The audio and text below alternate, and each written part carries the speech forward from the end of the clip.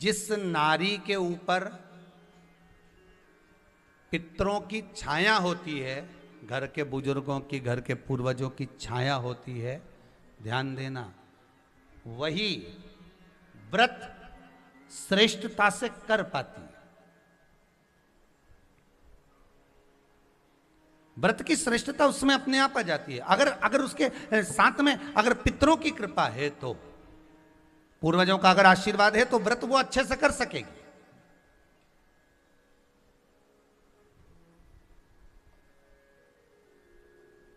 और सहज भाषा में समझ लीजिए, बहुत अच्छे से समझना इस बात को, कि मान लो, एक सरल भाषा में आप और अच्छे से समझिए उसको, बहुत अच्छे से,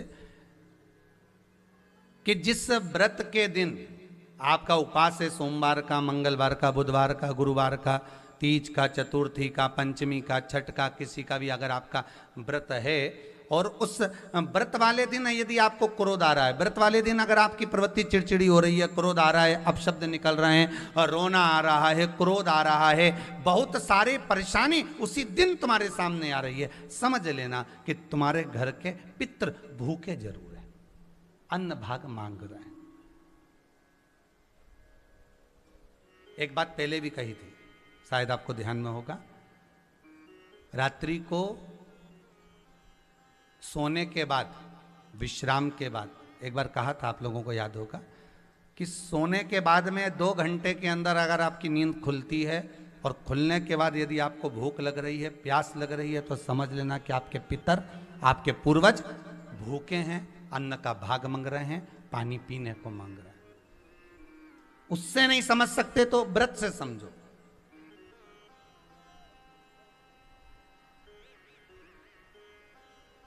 व्रत से समझ लो। मान लो आपने व्रत किया और आपकी प्रवृत्ति चिड़चिड़ हो रही है, क्रोध आ रहा है, अपशब्द निकल रहे हैं, ताने निकल रहे हैं, या कोई कुछ कहकर चले गया, और आपकी आंखों में अश्रु भर रहे हैं, आपकी आंखों में आंसू आ रहे हैं, तो वो श्रेष्ठ व्रत नहीं हो सकता, उसमें दुख है।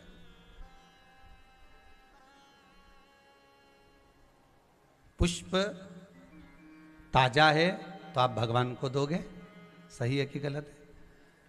केला अच्छा है तो भगवान को दोगे, वो काला पड़ गया तो तुम भगवान को दोगे क्या? अंदर से गल चुका है तो भगवान को दोगे क्या? नहीं, आप भगवान को दोगे।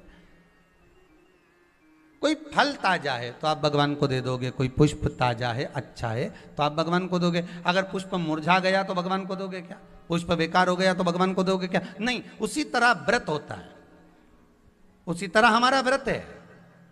जिस व्रत में हमको क्रोध आ रहा है, जिस व्रत में हम चिड़चिड़े हो रहे हैं, जिस व्रत में हम अपशब्द कर रहे हैं, जिस व्रत में हमको रोना आ रहा है, जिस व्रत में हम किसी की बात का ठेस हमको पहुंच रहा है और हम क्रोधित हो गए, हम रो दिए, हम चिड़चिड़ हो गए, समझ लेना वो फूल मुरझा चुका है, वो व्रत तुम्हारा बेकार हो चुका है, उसको भगवान स्वीकार नहीं करेगा। और जिस व्रत में आपके चेहरे पर प्रसन्नता हो, हम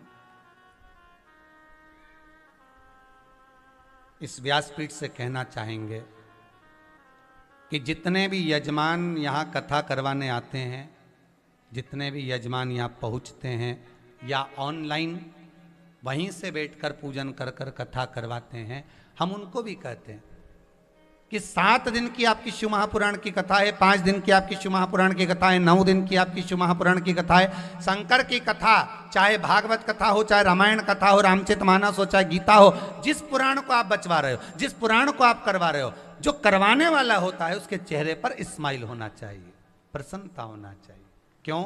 क्योंकि इस पुराण को आप अकेले नहीं सुन रहे, इस पुराण को आपके पितृलोक में विराजमान पितृ पूर्वज भी श्रवण कर रहे हैं। जितनी आपकी चेहरे पर प्रसन्नता होगी, उतनी आपके पूर्वज भर भर कर आशीर्वाद देंगे। 7 दिन तक, जब तक आप कथा का रसस्वादन कर रहे हो, कथा श्रवण कर रहे हो, 7 दिन तक आपके चेहरे पर अगर प्रसन्नता है तो पूर्वजों का आशीर्वाद आप पर बना हुआ है।